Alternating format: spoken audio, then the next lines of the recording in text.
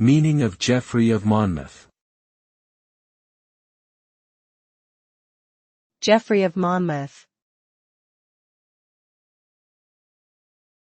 Geoffrey of Monmouth.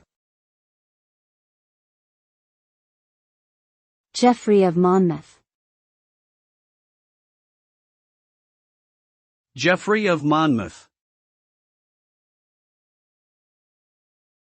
Geoffrey of Monmouth refers to an individual named Geoffrey, who was a medieval author and historian from the Welsh town of Monmouth.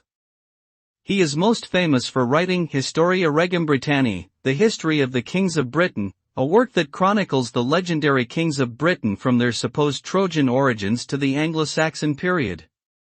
Geoffrey's work had a significant impact on British mythology and literature, helping to popularize figures such as King Arthur and Merlin.